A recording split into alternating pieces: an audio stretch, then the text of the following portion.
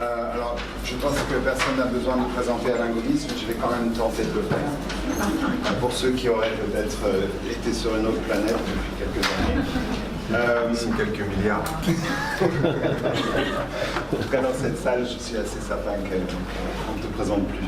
Bon, Alain est un réalisateur qui a réalisé 4 longs métrages, La France en 2000, Andalusia en 2007, Tay en 2013 et Félicité en 2017. C'est un cinéma qui explore des trajectoires humaines dans un monde complexe, mêlant réalisme et poésie, des destins individuels inscrits dans une lecture politique du monde. Alain est également l'initiateur avec Aïssatou Diop d'un projet ou d'un lieu pour le développement de la production cinématographique libre au Sénégal et en Afrique qui s'appelle le Centre Yenenga, ici à Dakar.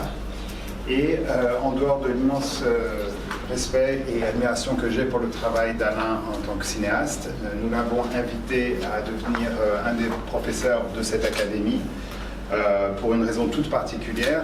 Peut-être qu'on pourrait dire que nous l'avons invité à nous inviter au Centre Yenenga, donc c'est une forme d'invitation inscrite à l'intérieur d'une autre. Tout ça pour dire que en fait, cette semaine, c'est lui qui nous accueille au Centre Yenenga avec ses équipes, avec aussi des participants, des gens qui sont actifs dans le centre. Et aujourd'hui, pour la première journée, ça va se poursuivre demain et après-demain, les participants de Raw Academy Session 7 ont commencé à travailler ensemble au centre sur une pratique de découverte mutuelle, de discussion sur les possibilités de poursuivre un travail commun dans les semaines et les mois qui viennent. Donc merci beaucoup Alain de nous avoir accordé ce temps et après il y aura une discussion, j'imagine, après quelques paroles, peut-être quelques images que tu vas nous montrer. Ouais, je pense. Merci beaucoup. Ça marche. Je parle comme ça, ou je vais donner bonsoir à tous, merci d'être venus. C'est un exercice difficile pour moi, je pense que je suis très mauvais dans cet exercice, vous allez pouvoir le constater, mais en fait parce que j'essaye de faire des films, et donc je ne suis pas théoricien, etc. Donc je vais essayer de vous raconter un peu une partie de mon parcours et les raisons qui m'ont amené avec Aïssatou et d'autres, à aller vers le centre Yenenga. Quand il m'a été demandé ici de choisir un film qui sera, je crois, projeté demain à l'Empire, qui aurait été un film qui a été important pour moi, j'ai choisi le film de Ozu qui s'appelle Ghost de Tokyo. Donc je vais dire ce que je répéterai sans doute demain à la présentation du film, c'est-à-dire que tout à coup, je me retrouve dans une projection scolaire à voir un film muet japonais qui raconte l'histoire de l'installation d'une famille dans un quartier de banlieue de Tokyo. Et pour moi, la grande surprise en regardant ce film, donc noir et blanc et muet, etc., alors que j'en ai pas du tout l'habitude, c'est d'avoir l'impression que il y a 2 enfants, que ces personnages me ressentent en fait. Que je comprends ce qu'ils vivent, c'est-à-dire déjà le fait de devoir se faire accepter dans un autre quartier, et puis le rapport qu'ils ont avec leur père, qui est quelqu'un qui apparaît tout à coup comme soumis à son patron, etc., la gêne que ça peut faire naître chez eux, cette espèce de sentiment de classe, etc. Toutes ces choses-là existent dans le film, et tout à coup, pour moi, c'est quelque chose, je ne sais pas quel âge j'ai, peut-être 12 ans, et je suis bêtement étonné que des personnages qui soient des japonais parlent de moi de façon aussi intime. Et c'est finalement la relation que j'ai gardée au film d'une manière générale, j'allais dire peut-être à l'art d'une manière générale, c'est-à-dire cette sensation d'entrer dans une sorte d'intimité commune.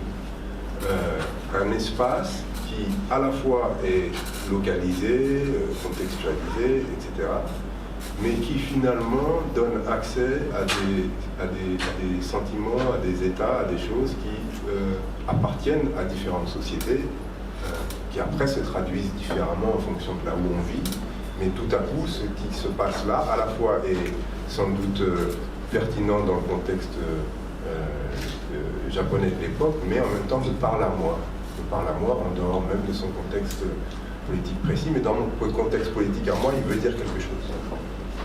Et c'est finalement ce qui a été ma relation au cinéma quand j'ai commencé à écrire mon premier film, qui s'appelait La France, qui racontait l'histoire d'un étudiant sénégalais à Paris qui en fait était arrêté. Il avait donc une carte de séjour d'étudiant, et cette carte de séjour, il a un peu tardé, ayant un peu trop pris confiance, il a un peu tardé à ce renouvellement. Il se présente en retard et tout à coup il est arrêté. Et ce qui était en fait l'histoire de proches à moi, ou même de mon frère, pour dire les choses, et tout à coup cette histoire elle naît quand je vais voir mon frère au centre de rétention à Paris. Donc le centre de rétention, c'est un endroit où on maintient les gens en situation irrégulière, en attente d'expulsion, en tout cas d'expulsion expérée par l'administration, c'est pas toujours le cas. Et il se trouve que ce centre de rétention, il est dans le quartier de la Cité, c'est-à-dire en plein cœur de Paris, sous le palais de justice, dans un endroit qui s'appelle la Souricière.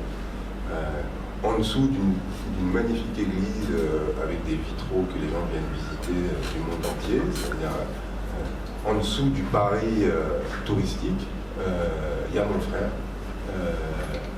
enfermé, juste parce qu'à ce moment-là, il n'a pas de papier. Je me mets à vouloir raconter cette histoire aussi parce que l'une des choses qui me motive, c'est que j'ai l'impression que les histoires de mes proches n'existent pas au cinéma. Et j'ai un besoin de voir sur cet écran-là, qui est censé être un espace universel, qui est censé donner une ou des images du monde, j'ai l'impression qu'il y a toute une partie du monde qui est le mien, qui n'apparaît jamais. J'y reviendrai après, mais c'est quelque chose qui m'a étonné quand, des années plus tard, j'ai effectivement rencontré, surtout ici, une génération, comme je le disais tout à l'heure, quand on en parlait ce matin, qui finalement n'a presque jamais été au cinéma, connaît le cinéma et des films par la télévision, et qui en même temps a envie de cinéma, a envie de créer des images, comme s'il y avait dans cette volonté de représentation, de se voir, une sorte de besoin incompressible qui nous appartiendrait à tous, que de dialoguer avec notre propre image. Et que c'est nécessaire et alors, à la fois, on est en mesure de se rencontrer à travers des personnages d'une culture tout à fait différente, et en même temps, il y a quand même ce besoin que de dialoguer, ça ne peut pas se faire que comme ça. C'est-à-dire qu'il y a un moment où cette façon d'avoir sans cesse à se décentrer, d'une certaine façon, peut provoquer, je dirais que moi, ce que j'ai observé autour de moi, que ce soit en grandissant dans les différents endroits où j'ai grandi, peut provoquer une sorte de déconsidération de soi-même. C'est-à-dire comme si nous n'étions pas dignes d'être mis en propos, d'être mis en image, comme si nous étions toujours l'autre, en fait, en quelque sorte. Donc il y avait ce besoin que moi j'avais et que j'ai rencontré chez plein d'autres jeunes ensuite, par la suite, même quand ils n'avaient pas accès forcément au film. Donc dans mon processus d'écriture, au fur et à mesure, je me suis rendu compte que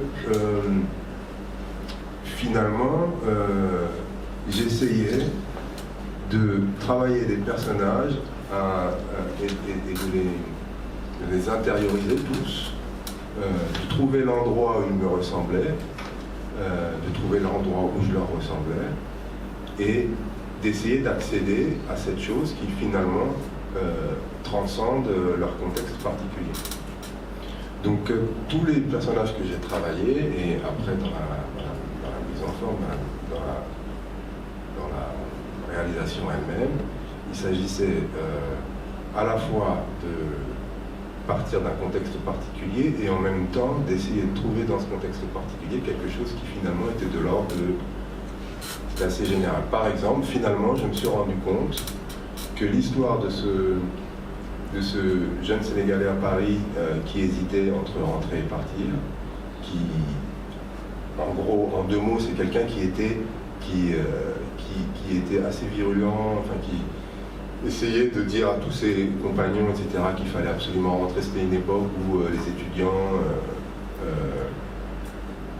ne rentraient pas, en fait.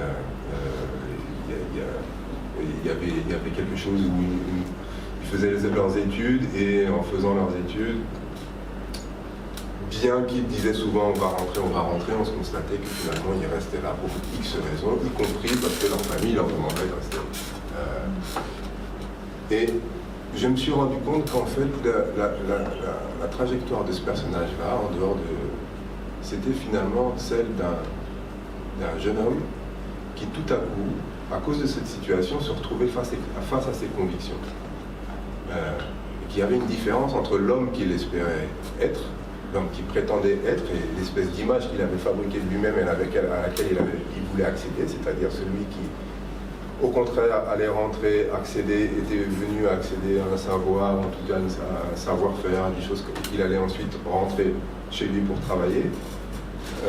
Cette situation où tout à coup on lui disait tu vas rentrer, provoquait chez lui la peur, et tout à coup la perspective de rentrer chez lui était devenue quelque chose d'effrayant. Et en fait je me rendais compte, donc j'avais cette situation-là, et en fait moi j'essaye de comprendre au fur et à mesure ce qui se passe, quoi. En général les films me précèdent, et j'ai commencé à travailler ce personnage, et je me suis rendu compte qu'il y avait quelque chose effectivement dans l'idée que qu'est-ce qui se passe quand tout à coup vous êtes face à une situation qui vous révèle dans votre vérité, qui n'est pas forcément ce que vous avez raconté de vous-même. Et je me suis dit que cette chose-là, par contre, c'était plus une chose qui était seulement spécifique à sa situation, mais qui pouvait être vécue par tout le monde à son propre endroit. Que lui, il y a un moment dans le film où il retourne au Sénégal et il vit cette situation d'être presque devenu étranger chez lui. Et qu'il y avait quelque chose où être étranger chez les autres, c'est quelque chose de tolérable, être étranger chez soi, ça devient beaucoup plus compliqué à vivre. Que cette chose-là peut-être était vécue par tout le monde, à partir du moment où on sortait de chez soi, à partir du moment où on découvrait l'extérieur, peut-être quelque chose qui nous réunissait. À partir du moment où on découvrait l'extérieur, il y a quelque chose où on se découvre soi-même, en dehors de son contexte familial, de son contexte personnel. Que cette découverte de soi, c'est quelque chose à laquelle il est parfois vraiment difficile de renoncer en revenant, entre guillemets, en arrière.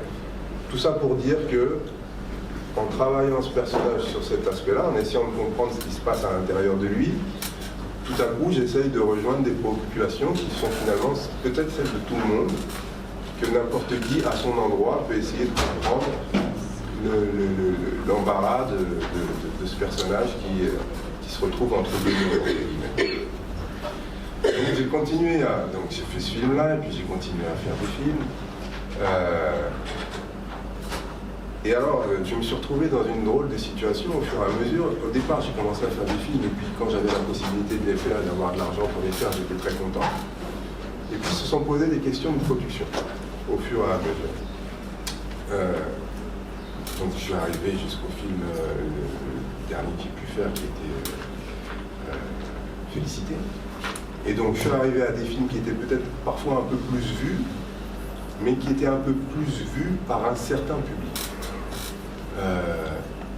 C'est-à-dire que ça s'est pas forcément réalisé du jour au lendemain, mais en tout cas, au fur et à mesure, on est arrivé à un moment où le cinéma, les films, sont devenus un produit presque, non pas de luxe, mais réservé à une partie de la population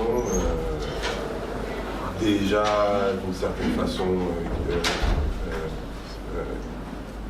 sensibilisée culturellement, tout ça, etc. Mais que finalement, le territoire des films c'était presque excentré.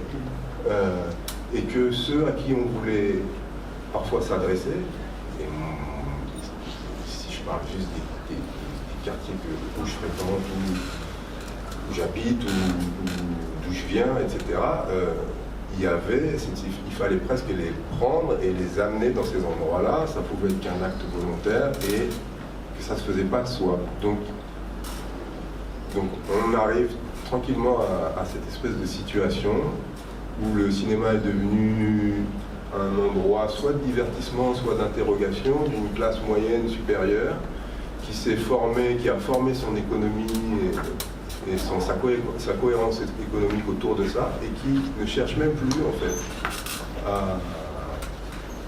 à atteindre finalement la plus grande partie de la population. Et ce que réussit beaucoup plus à faire la télévision en fait. Donc en fait c'est en partant de ça et que j'ai commencé à m'interroger, alors d'abord sur les modes de production, qu'est-ce qui fait, comment on en est arrivé à ce genre de choses. Donc mes films à moi, ils sont produits, l'argent des films, il est surtout de l'argent public en fait. C'est de l'argent du CNC français, c'est de l'argent du FOPICA au Sénégal, c'est de l'argent du World Cinema Fund en Allemagne, etc. Donc c'est un peu des institutions comme ça qui donnent de l'argent pour faire des films. Et en fait, le seul fait que les films existent et qu'ils aient peut-être une carrière en festival leur suffit en quelque sorte. La distribution des films est devenue presque anecdotique à l'intérieur de ça. Alors quelques articles et quelques médailles suffisent à tout le monde. Ça a aussi pose d'autres problèmes tels que comment la sphère politique s'approprie des succès, comment les films sont presque devenus des équipes de football en fait. On prend des photos, on est reçu par un tel et un tel, etc. Et qui finissent, même parfois en montrant des réalités compliquées, ils finissent presque par être utilisés par la sphère politique pour dire, vous voyez comme ça va bien. Il y a du cinéma, on a des prix, et donc on arrive à des espèces d'incohérences comme ça qui commencent à devenir vraiment problématiques. Alors qu'est-ce qu'on peut faire pour essayer de sortir de cette situation? J'ai pas moi de réponse, mais si on a créé le centre Yenenga, c'est aussi pour ça. C'est d'abord pour ça. C'est pour se poser un certain nombre de questions. La première, elle est que, est-ce que, d'un point de vue de la production, on arriverait déjà à faire des films à des coûts moindres, ce qui permettrait une circulation qui serait déjà peut-être un petit peu libérée de toutes ces contingences, parce qu'il y a des sortes d'obligations en fait. Quand vous avez produit un film d'une certaine façon avec certains gens, il y a des sortes d'obligations de sortir, s'il y a Canal+ qui a mis de l'argent, il faut sortir de telle façon, les projections gratuites ou les projections itinérantes, tout ça, ça ne les intéresse pas vraiment. Le boulot est fait une fois que vous avez gagné des prix et qu'on en a parlé dans la presse, tout ça, etc. Donc, est-ce que déjà on arrive à produire des films à moindre coût et à quel endroit? Moi, j'ai constaté que sur mes films, il y avait eu une dérive au fur et à mesure, tournant. Donc souvent, on essaye de trouver de l'argent en Belgique, en France, au Canada, etc.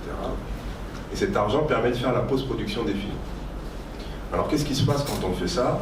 En fait, on se retrouve, effectivement, ça nous aide dans un premier temps parce que ça permet de payer un poste assez cher, toute la post-production, donc c'est tout ce qui se passe après le tournage des films. Sauf que tout à coup, on a affaire à des techniciens européens ou autres qui vivent avec une monnaie et avec une monnaie beaucoup plus forte. Donc tout à coup, sur un même film, vous allez avoir un technicien. Donc on pourrait dire que pour le même poste ou pour des postes rapportés, ce que vous allez payer un technicien belge va valoir 3 fois un technicien sénégalais. Donc, ça pourrait être déjà en soi un problème, mais le deuxième problème que ça pose, c'est que tout à coup, la part de la post-production dans le film est devenue extrêmement importante. Sur un film comme le mien, elle peut s'élever à plus de 50% du film, alors que normalement, elle devrait être à 30%. L'autre problème, c'est que tout à coup, le coproducteur européen il peut devenir majoritaire en ayant assumé une part du travail qui, en fait, est minoritaire en termes de mots. Donc ça continue de poser des questions aussi sur quel film on arrive à produire, parce qu'il faut forcément que ce soit des films qui intéressent toutes ces sphères de production. Quel film on arrive à produire, et en plus, à la fin, encore une fois, on n'arrive pas à la montrer au public désiré. Donc, la post-production, c'est l'un des premiers endroits où je me dis, ah, si on arrive à faire de la post-production sur place, on va réussir déjà à faire baisser les coûts. Et puis, la post-production, c'est aussi une écriture du film, extrêmement importante. Donc, ça permet aussi, moi je suis pour le dialogue culturel, je suis moi-même un dialogue culturel par nature. Mais ça ne doit pas être une obligation. Donc je pense qu'il faut absolument avoir la possibilité de faire un film de A à Z sur place, donc, et ça aura la vertu de baisser aussi le coût des films. Donc c'est une des choses sur lesquelles on travaille. Donc là, on essaye de s'équiper au centre et de former des gens, parce qu'effectivement, encore une fois, pareil, avec qui est-ce qu'on dialogue sur le montage son, etc. C'est quelque chose d'important. Donc on travaille, c'est un des aspects sur lesquels on travaille. On veut aussi accompagner des jeunes gens ou des moins jeunes gens, peu importe, dans leurs projets de film, dans leurs projets qu'ils ont de professionnels. Et par exemple, moi je me refuse à ce qu'on fasse des ateliers d'écriture. Je me refuse à ce qu'on fasse des ateliers d'écriture, pourquoi? Parce que je crois qu'on n'apprend pas à écrire. Je veux dire que aujourd'hui, on a il a proliféré un peu partout des espèces de trucs de forums de coproduction, forums d'écriture, forums de ceci, forums de cela, où on prend des jeunes qu'on a identifiés talentueux pour X raisons, et on les fait faire des résidences à droite à gauche, où il y a à peu près la même cohorte d'experts, bon je schématise, hein, mais qui retrouvent, que ce soit au Liban, que ce soit à Paris, que ce soit au Sénégal, que ce soit etc., qui tous professent un peu une façon d'écrire, une façon de faire une dialectique des personnages, tout ça, etc., etc. Il me paraît extrêmement important de préserver la liberté d'écriture, de préserver la possibilité du non-professionnalisme en quelque sorte aussi, c'est-à-dire qu'il faut à la fois essayer de maîtriser son outil et en même temps garder une approche absolument amateur, il me semble. Il faut s'autoriser l'accident, il faut s'autoriser toutes les choses qui n'ont pas déjà été faites, que c'est en explorant. Bon, on aurait pu passer l'extrait que tout le monde connaît, je pense, des Rudolph Betty qui parle du cinéma en le personnifiant en disant ma grand-mère, et qui finit en disant voilà pourquoi je ne serai jamais un professionnel. Peut-être on le montrera demain au centre Yenenga. Ça me paraît vraiment important de donner, dans l'accompagnement qu'on va faire des jeunes ou moins jeunes, d'une manière générale, tout ce que moi j'essaye de faire quand on fait des ateliers ou des choses comme ça, c'est jamais de dire ce qu'il faut faire ou ce qu'il faudrait faire, ou de donner des structures ou des choses comme ça, mais plutôt d'essayer d'identifier, qu'ils identifient, comme ce que j'ai pu faire avec quand je racontais mon premier film La France, qu'ils identifient ce qu'il y a vraiment d'important pour eux dans ce film-là, et qu'est-ce qui est en train de s'articuler à l'intérieur de ça, et qu'ils l'affirment à leur façon, dans leur façon de raconter, et que cette façon de raconter, elle nous est à tous précieuse. Que cette façon de nous amener, parce que je trouve ça terrible, moi, aujourd'hui, de parfois parcourir les festivals et de voir un film kirghize et un film, ensuite un film australien, et de presque avoir l'impression que c'est le même film. Parce qu'ils sont passés entre les mêmes mains, en fait. Ils sont passés, les mêmes experts qui ont donné les mêmes conseils. Il fallait un petit peu de ceci, un petit peu de cela, etc., etc. Et il y a une espèce de chose où il y a une industrie qui s'est... Industrie de moyens un peu fort, mais en tout cas un commerce du cinéma d'auteur qui a trouvé son économie, et une partie de son économie, elle est aussi dans la formation, etc. On voit, si on a fait le centre Yenenga, c'est aussi qu'on a, moi j'ai vu puller je vois plein de jeunes venir qui ont fait des petites formations à droite à gauche. La formation, c'est un des trucs les plus rentables du moment, je pense. Plus que le pétrole, je pense que la formation, c'est bien. Il y a quelque chose où il y a cette chose qui berce tout le monde d'illusions. Ça permet effectivement aux États, aux choses, de pouvoir faire des choses chiffrées, on a formé tant de personnes. Après, quand on regarde les chiffres, on se rend compte qu'effectivement, il y a, je ne sais plus quels sont les chiffres ici de la DCI, mais on peut dire qu'il y a à peu près 600 formés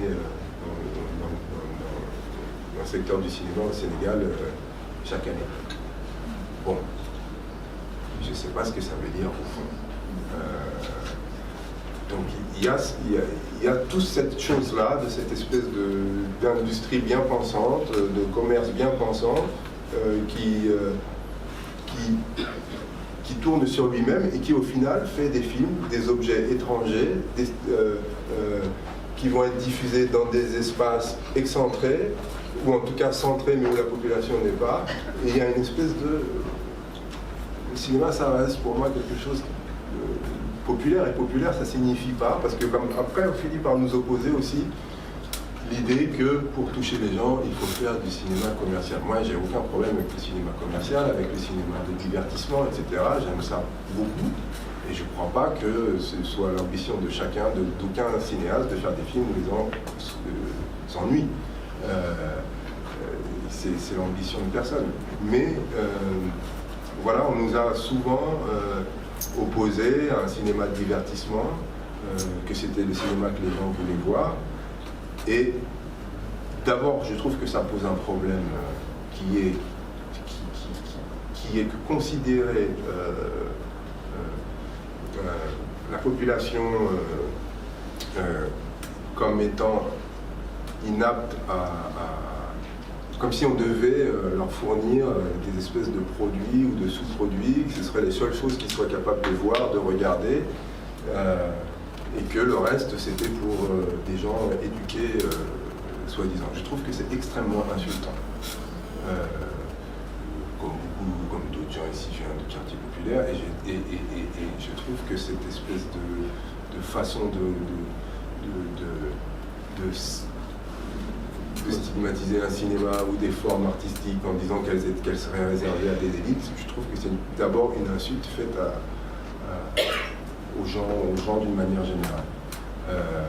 La deuxième chose, c'est que quand on fait des projections, quand on fait l'effort de faire des projections où on va vers les gens, vers les zones habitées par les gens, où il n'y a pas forcément de cinéma, on se rend compte qu'on a du public, que les gens sont curieux, et qu'on a souvent des discussions extrêmement intéressantes.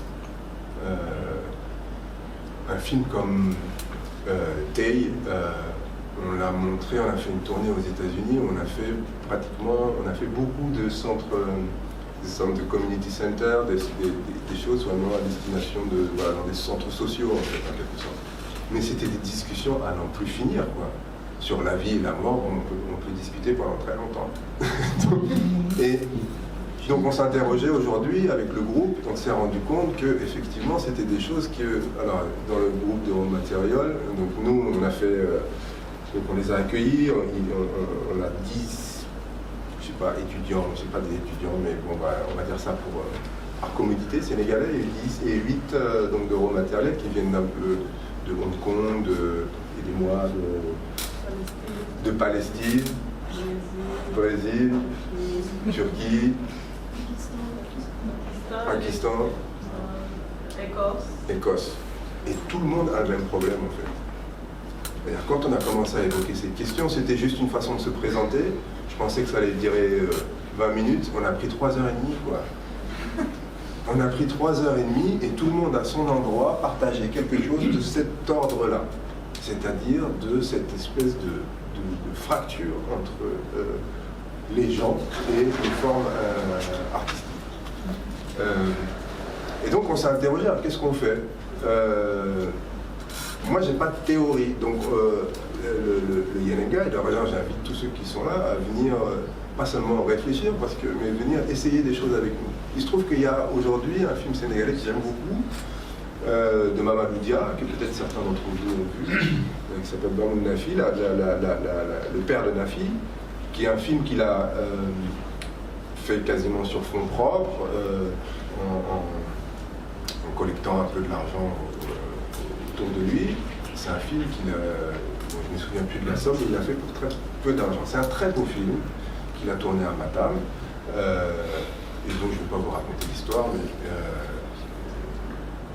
mais c'est vraiment un film que j'aime beaucoup. Et je pense que c'est un film sur lequel, alors le centre Yenenga, puisque certains veulent faire de la distribution, puisque la distribution c'est quand même le point névralgique, donc forme ou sur quel téléphone il faudra terminer, parce qu'il faut quand même que le plus de gens aient accès au film. Donc on se dit, plutôt que continuer à réfléchir théoriquement, essayons d'utiliser le centre pour pratiquement tenter une distribution un peu différente. Et qu'est-ce que ça veut dire? Donc ils sont en train de se poser cette question, ils sont en train d'essayer, donc parmi les pistes évoquées, il y a la possibilité, donc d'abord évidemment il y a toute la communication autour du film, tout le fait qu'il faudra évidemment utiliser les réseaux sociaux, etc., qu'on ne peut pas avoir le genre de distribution qui est juste une projection un peu gala où il y a tout le monde qui vient, et puis une conférence de presse, et puis le film va ensuite dans les 2-3 salles, il sera vu par qui, pendant combien de temps, il va disparaître, il sera terminé. Donc on se dit que voilà, les pistes qui sont évoquées, c'est comment circuler avec le film de façon mobile, c'est-à-dire d'aller de quartier en quartier, de ville en ville. Parce qu'une des choses que j'ai pas dit, c'est qu'effectivement, oui, bien sûr, les gens ont envie de voir du divertissement, mais c'est aussi une façon de se rendre à eux et de se rendre disponible à eux et d'aller à la rencontre d'eux. Aller au cinéma, il y a plein de façons d'aller au cinéma. Vous pouvez aller au cinéma, acheter votre truc popcorn, payer votre billet, vous asseoir dans le fauteuil et attendre le grand manège. Parce que vous êtes venu pour ça, c'est samedi après-midi, peut-être vous êtes venu, et tant mieux. Mais si on va voir un autre type de film et qu'on est dans le même rapport, alors on risque d'être frustré, effectivement. Si on réussit à construire des espaces qui sont des espaces de communauté, en quelque sorte, parce que le cinéma, c'est un endroit de communauté. Moi, ce que j'aime dans le cinéma, c'est que il y a quelque chose dans la projection publique, il y a quelque chose de l'ordre de regarder ensemble.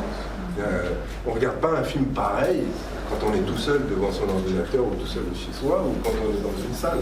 Et parfois on en fait l'expérience quand il y a une scène un peu osée, et que ça c'est plutôt... Donc moi je crois à la projection. Donc l'une des pistes évoquées, c'est comment on peut par exemple saisir un lieu dans un quartier où le film va rester un week-end. Où du coup il y aura un travail spécifique à faire à cet endroit-là, avec...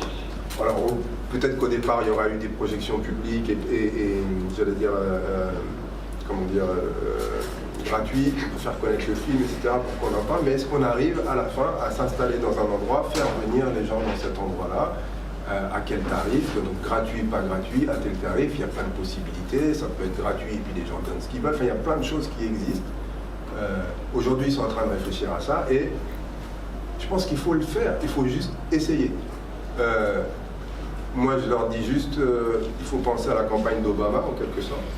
C'est-à-dire au fait de créer une communauté qui, elle-même, se met au service du film, a envie de porter le film. Il y a des débats possibles autour de ce film. Enfin, il y a plein de façons d'essayer de rencontrer le public. La seule façon de savoir si ça peut marcher ou pas, c'est d'essayer, de faire que cet essai-là soit partagé, qu'il y ait une sorte qu'on puisse dire ensuite, voilà ce qu'on a fait, voilà ce que ça a coûté, voilà telle chose dont on est content, telle chose dont on n'est pas content, en espérant que cette chose sera reprise par un film après et que des choses seront améliorées. Voilà, moi je ne vois pas tellement d'autres solutions que d'essayer de façon très pratique, plutôt que, un, se plaindre, deux, attendre des pouvoirs publics des choses qui ne viendront jamais, que d'essayer de porter les films, les amener et tirer des conclusions et d'essayer encore, et d'essayer encore, et d'essayer encore, et d'essayer encore. Donc c'est un peu ça Donc, encore une fois, vous êtes les bienvenus pour essayer de joindre cette caravane qui est en train de se mettre en place. Je pense que c'est très important de savoir s'il y a un territoire possible de rencontre entre les films ou d'autres formes, et la population, de manière générale. Je pense que c'est extrêmement important, c'est pour 1000 heures. Donc on fait ce genre d'activité, on fait plutôt l'idée c'est de faire plutôt du mentorat ou des choses comme ça, c'est-à-dire quoi? C'est-à-dire que pour faire quelque chose de différent de ces formations et de ces petites formations où on vient, ça va durer 1 semaine, 2 semaines, 3 semaines, peut-être 1 mois, et après vous repartez. L'une des choses qui est très difficile, c'est de faire des connexions. Donc c'est plutôt d'accompagner les gens sur la durée. On n'a pas de contrat, c'est plutôt d'essayer. Encore une fois, c'est tout neuf, hein. Mais un auteur, un réalisateur, quelqu'un qui fait du son, de pouvoir l'accompagner sur la durée, de lui présenter des gens, d'essayer de l'introduire sur des films quand c'est possible, etc. etc. Donc, et ça demande aussi qu'on arrive à faire de cet espace-là un espace qui soit plutôt une communauté de cinéma qu'autre chose. C'est-à-dire qu'il ne s'agit pas de faire ça tout seul, il s'agit que de vous inviter tous à faire une partie du chemin, un endroit qui vous intéresse. C'est un espace que vous pouvez venir montrer des films, vous pouvez venir faire des conférences, vous pouvez, etc. etc. Voilà, c'est un espace qui est ouvert et qui n'existera qu'à partir du moment où il est pris par plusieurs. Voilà. J'ai dit parler beaucoup déjà en fait. Hein. Voilà, donc moi je voulais juste vous finir peut-être par vous montrer un petit film. On a fait avec le centre Yelenga, il y a quelques mois, je ne me souviens plus, on a reçu une vingtaine, une quinzaine d'élèves de 2 écoles suisses de cinéma qui s'appellent l'ECAL et HED. Ils sont venus, ils ont l'habitude de faire tous les 2 ans un voyage comme ça, et ils voulaient venir au centre Yelenga, et donc on a accepté en se disant mais c'est bien s'ils rencontrent 15 élèves entre guillemets sénégalais qu'on a pris dans différentes écoles, écoles ou pas écoles d'ailleurs, et donc ils avaient un groupe de 30. Ce groupe de 30, ils se sont choisis pour faire 5 groupes de 5 x 5, ça fait pas 30. Ouais, on s'est compris. Et donc ils avaient 1 semaine pour écrire ensemble, 1 semaine pour tourner et 1 semaine pour post-produire. J'ai été très surpris de la difficulté, dans un premier temps, du dialogue entre eux. Ils avaient à peu près 25 ans tous, et je me suis dit que la première chose qu'ils allaient voir, c'était que finalement ils sont à un même stade de leur vie et qu'ils avaient des choses à échanger. Et en fait, la première chose qu'ils ont voulu échanger, c'est leurs différences. Ça a été très surprenant pour moi, mais j'ai aussi compris, je crois, qu'ils étaient à un moment où ils avaient... ils ne se sentaient pas encore tout à fait en sécurité et que être mis en question par l'autre, c'était parfois peut-être un peu trop vacillé. Donc on a essayé de travailler à faire en sorte qu'ils se sentent en confiance et d'essayer de faire en sorte, pour qu'ils arrivent à dialoguer, qu'ils acceptent d'abandonner leur système hiérarchique de ça c'est bien, ça c'est pas bien. Parce qu'on entendait ça toute la journée. On ne peut pas faire ça, ça c'est du mauvais cinéma. Évidemment, chacun a sa lecture de cette espèce de hiérarchie du beau, du pas beau, etc. Donc, puisque pour moi, faire du cinéma, c'est rencontrer quelque chose. Et rencontrer quelque chose, ça signifie peut-être aussi se départir de quelque chose de soi, accepter cette chose comme différente, étrangère et pas jugeable sur le moment. Et ben, il a fallu beaucoup batailler pour qu'ils acceptent d'abandonner leur grille de lecture. Et là où je suis très content, c'est qu'à la fin, ils ont réussi à faire des films ensemble qu'ils n'auraient pas jamais pu faire seuls. En fait. C'est des films un peu hybrides. Et aucun de ces films n'aurait pu exister que s'ils les avaient fait. C'est-à-dire qu'il y a eu, je crois, rencontre.